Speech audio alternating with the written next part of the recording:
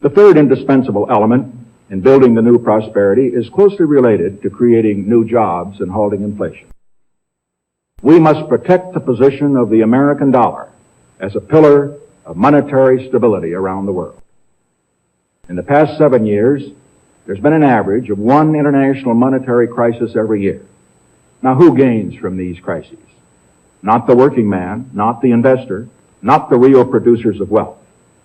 The gainers are the international money speculators.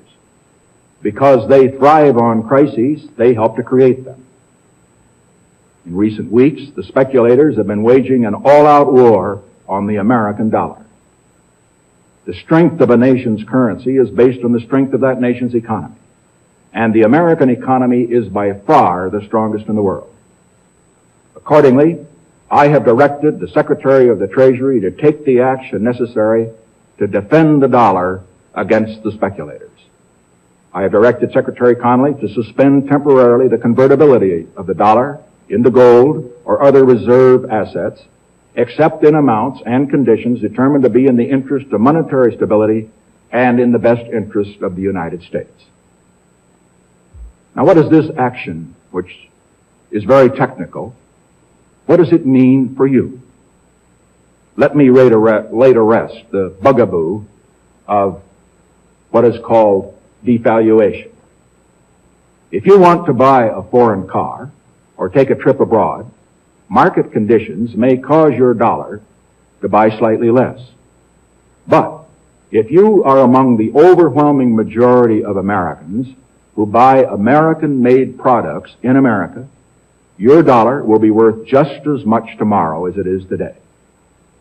The effect of this action, in other words, will be to stabilize the dollar. Now, this action will not win us any friends among the international money traders. But our primary concern is with the American workers and with fair competition around the world. To our friends abroad, including the many responsible members of the international banking community who are dedicated to stability in the flow of trade, I give this assurance. The United States has always been and will continue to be a forward-looking and trustworthy trading partner. In full cooperation with the International Monetary Fund and those who trade with us, we will press for the necessary reforms to set up an urgently needed new international monetary system. Stability and equal treatment is in everybody's best interest. I am determined that the American dollar must never again be a hostage in the hands of international speculators. I'm taking one further step to protect the dollar, to improve our balance of payments, and to increase jobs for Americans. As a temporary measure, I am today imposing an additional tax of 10% on goods imported into the United States. This is a better solution for international trade than direct controls on the amount of imports.